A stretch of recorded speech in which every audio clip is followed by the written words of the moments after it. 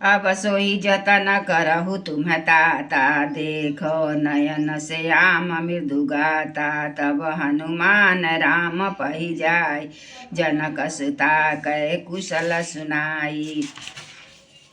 हे तात, अब तुम वही उपाय करो जिससे मैं इन नेत्रों से प्रभु के कोमल श्याम शरीर के दर्शन करूं। तब श्री रामचंद्र जी के पास जाकर हनुमान जी ने जानकी जी का कुशल समाचार सुनाया।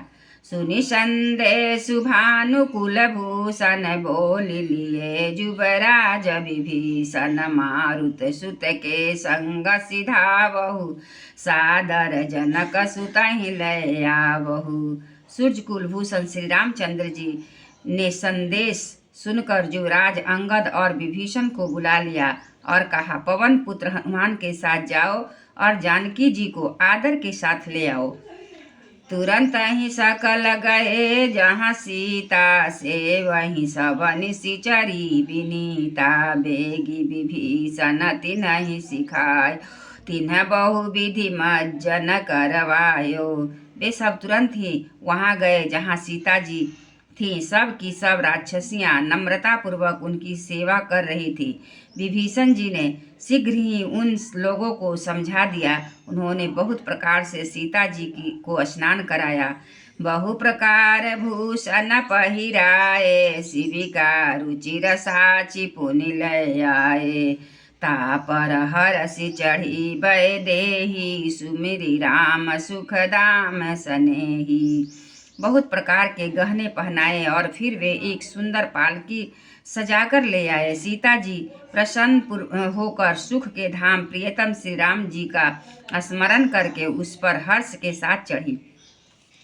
बेत पानी रक्षक चहुपासा, चले सकल मन पर महुलासा। देखन भालू कीस सब आए, रक्षक कोपि निवारन धाये। चारों ओर हाथों में छड़ी लिए रक्षक चले। सबके के मनों में परम उल्लास है। रीछ बानर सब दर्शन करने के लिए आए। तब रक्षक क्रोध करके उनको रोकने लगे दौड़े। कह रघुबीर कहा मम मानहु, सीतहि सखा पया दे आनहु। देखहु कपि जान न की जननी की नाई, बिहसी कहा रघुनाथ गोसाई। श्री रघुवीर ने कहा, हे मित्र, मेरा कहना मानो और सीता को पैदल ले आओ, जिससे बानर उसको माता की तरह देखे। गोसाई श्री राम जी ने हंसकर ऐसा कहा। सुनि प्रभु बचन भालु कपि हरसे, नभते सुर न सुमन बहु बरसे। सीता प्रथम नल महु राखी, प्रकट की न जह अंतर राखी। प्रभु के वचन सुनकर रीछ बानर हर्षित हो गए।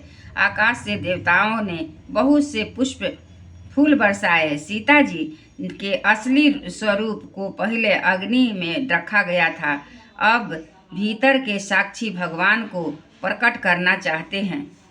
तेहि कारण करुणा निधि कहे, कछुक प्रादुर्वाद सुनत जातु धानी। शव लागी करे विषाद।